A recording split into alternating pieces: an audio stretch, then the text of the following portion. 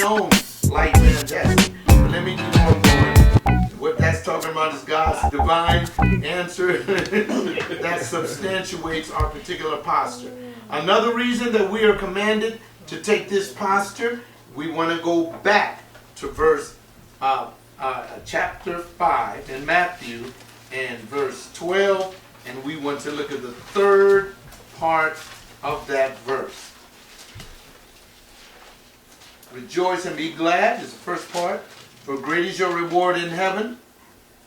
And look what he says. The third part of that verse. For in the same way they persecuted the prophets who were before you. In other words, we have this witness of a constant testimony that you belong to God when you see other people that belong to God go through what we're supposed to go through.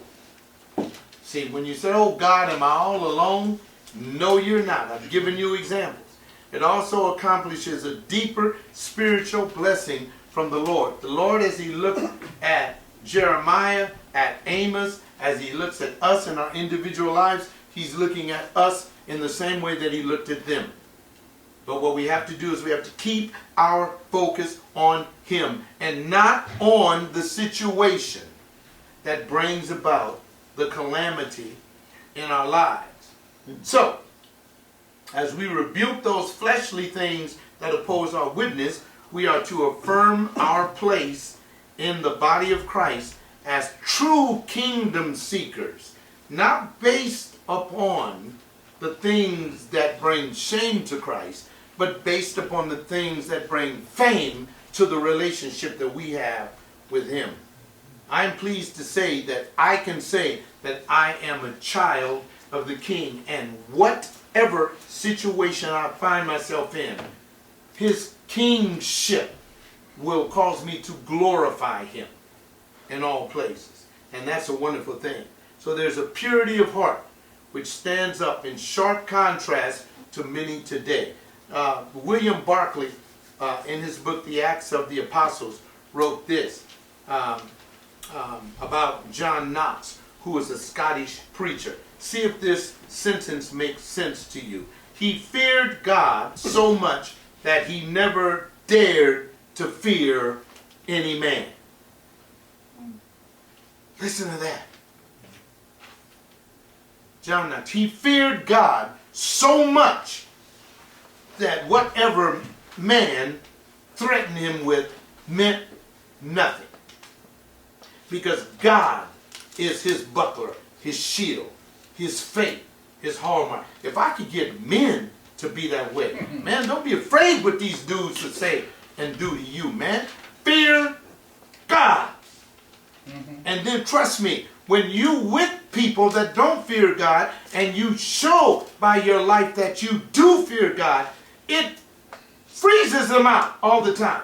They're saying, what is this? Because we're not driven by the things that a man that doesn't know God is driven by. We're not driven by it. I was having Thanksgiving dinner at a new friend's home. He invited me by. And he told me, and he's not a Christian. He's not a Christian. He's a Muslim. And he told me, he said, you know, John, when I first met you, I knew you were a man of God. I'm eating the food. No, you didn't.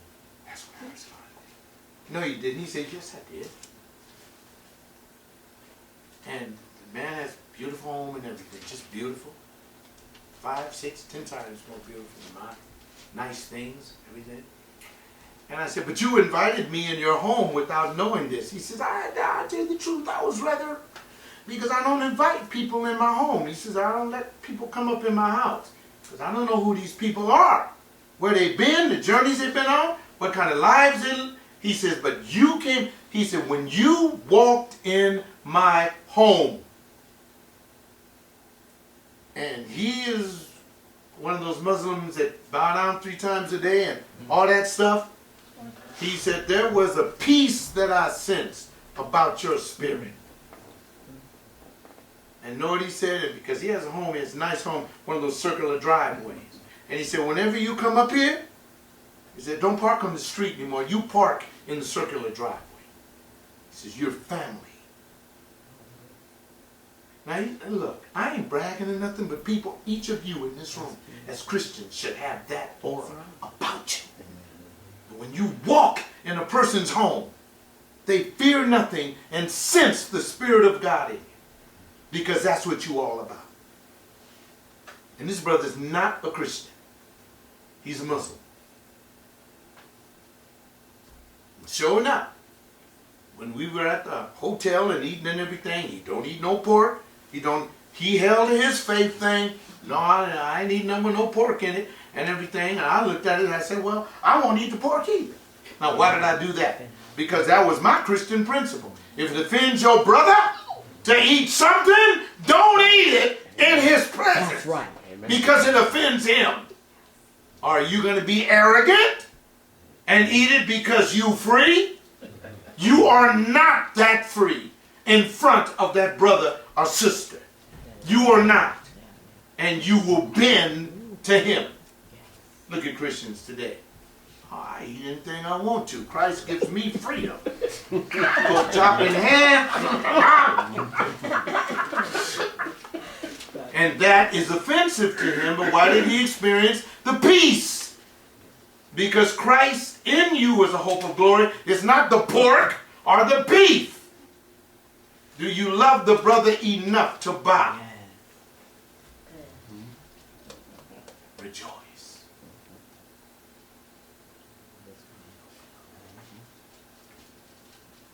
Concluding questions for the searching mind.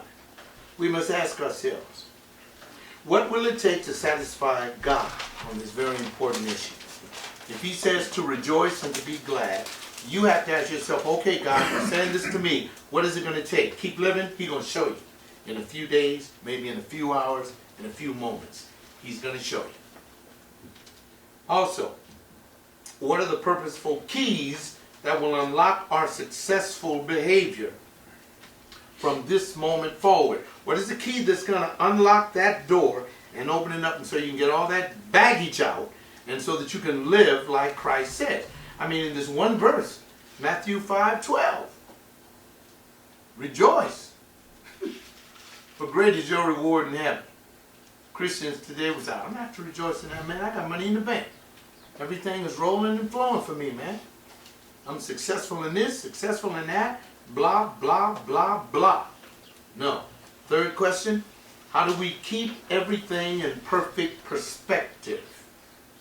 I put that there as I concluded because I knew I was going to give the illustration about going to the Muslim's house. I keep it in perspective. I am a Christian. If he is a Muslim, I love him, regardless of what he is, because Christ in me, the hope of glory. It is not about my faith, my religion, my anything.